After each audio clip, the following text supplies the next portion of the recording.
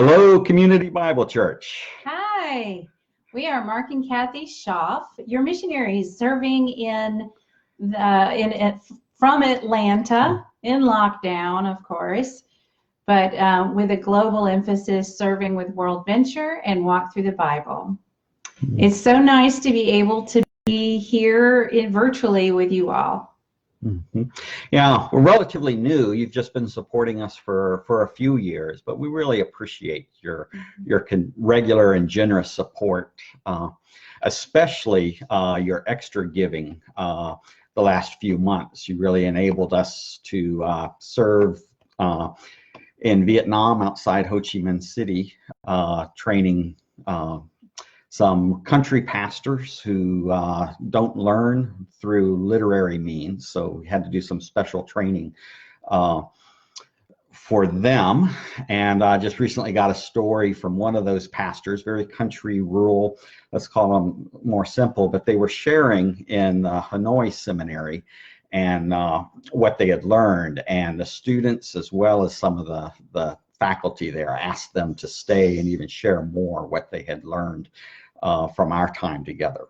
And then you have given extra for another training that was scheduled for this June, which seems to be like it's on the verge of being postponed. But that's part of our life right now as we enter all these disruptions and detours. That Vietnam training went so well that we were doing a kind of an edited model for it in Senegal for a group of North African pastors. We had to postpone that 2 days before the airlines were shut down. That's postponed till September, but continue to work and refine on that. But we're doing fairly well here during the lockdown, doing a lot of Zooming, both myself and Kathy, as she manages some patient load with telemedicine, and then I'm working with the pastors that are around the globe, refining our training during this lack of actual large group participation. How am I thinking of our current time? A lot going on, but as we get to know each other a little bit more, I'm kind of a little bit more than an armchair historian. I kind of look a little bit to the past as we struggle, and we hear a lot about, the current COVID-19. It's unprecedented, and it is for my experience and for many of us in our lifetime. But looking back in history, there is another plague that really, well, let me just tell you a little about it, see if it sounds familiar. This was the Great Antonine Plague of 166 to 168 that just ravished the Roman Empire. It came from the east, spread across the Parthian Empire, hit Rome, and just challenged the very fabric of society. The mortality rate was so high that the government declared that soldiers couldn't retire because the pool for younger recruits just didn't exist. I mean, Athens City Council had to open their membership to the middle class because so much of the higher echelons weren't around to run for office. Government public buildings stopped, so they had to close the quarries. Tax revenues plummeted. There were very few gold coins minted during that time. Even the co-emperor, Lucius Verus, died of disease that year. And his main physician, you could probably think Surgeon General, the physician Galen, who wrote a lot about the disease and the plague, he also died at that time. Kind of sounds a little familiar in some ways.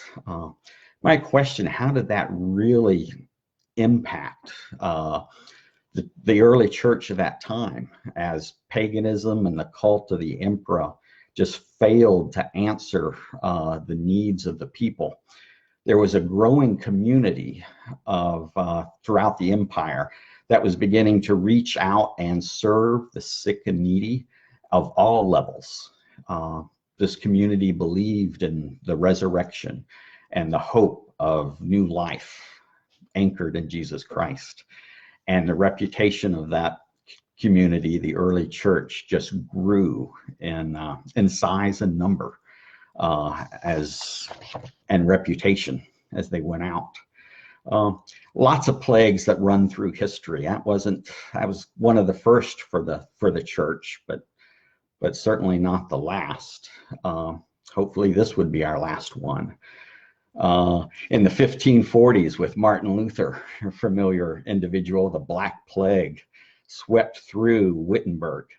And even why Martin Luther was mourning the death of one of his children. We don't know how they died, just that it was during this period of time. He wrote some letters to a fellow pastor that sounds a lot like recommendation on social distancing.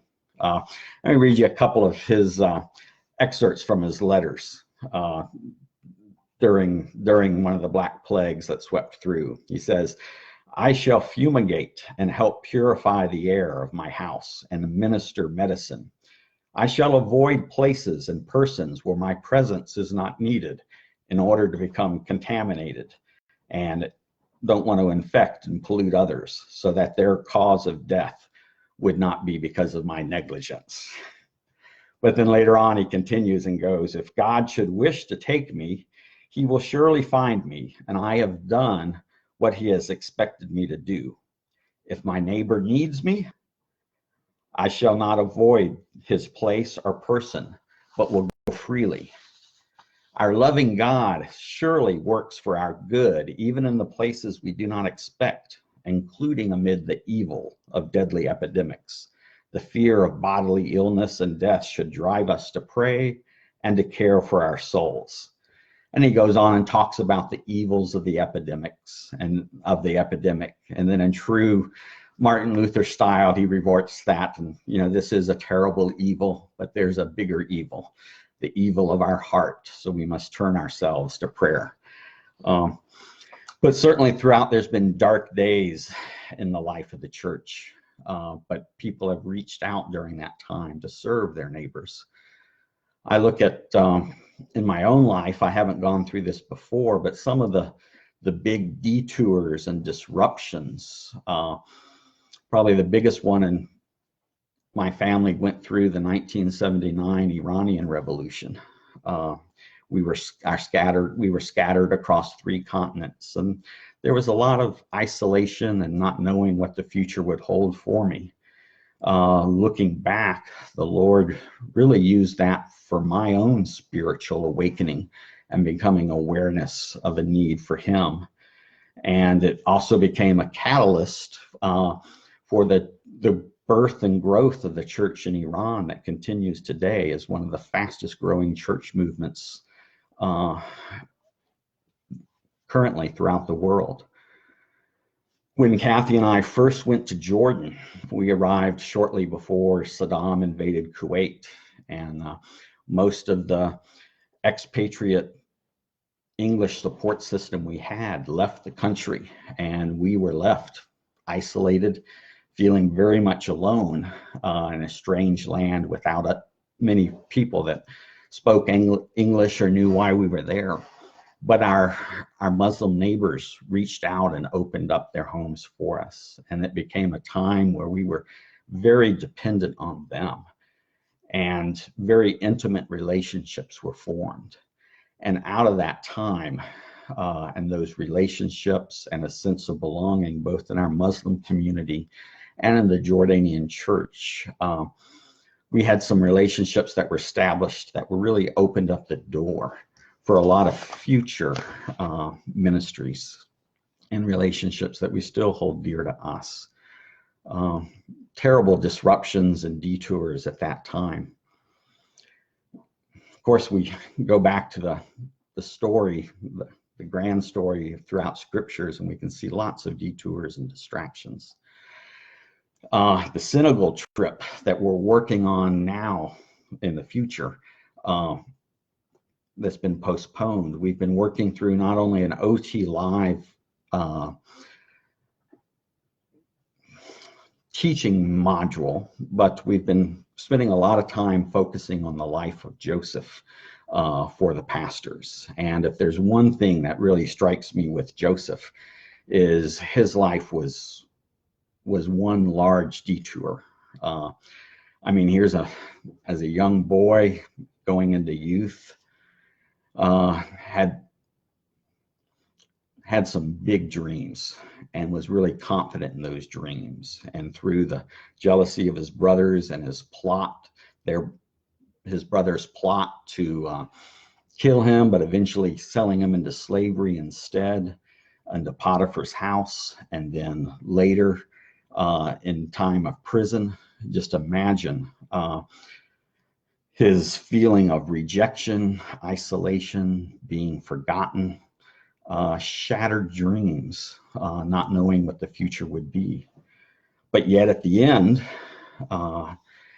he was able to forgive his brothers for that, as he realized that what they had meant for evil, God had used for good, not just for himself, for the salvation of his family, but for many throughout Egypt and all their neighbors. It's a hard time right now, but I would just challenge you in this current situation to think back some of the difficult, dark days in your life. And hindsight is 2020. From your perspective today, how has God provided during those times? How has he used those times to formulate your current understanding of his provision, of his good hands, of his development of your character? That's been one of the catalysts for me at this time. Sunday is Palm Sunday. We're going to miss that being together in fellowship. But the triumphal entry, shortly after that, our disciples, the lives of the disciples were totally shattered. Dark days, not knowing what was to come. It's a natural time to focus on that, but we skip over that real quick to Easter Sunday because we know how God worked between the triumphal entry and his resurrection. So that's that's kind of how I'm dealing and thinking through things right now. And that's what I'd like to challenge you with. How has God been good in the past? And his faithfulness there, how can we trust him for today? Thank you. Look forward to our next time together. God bless you.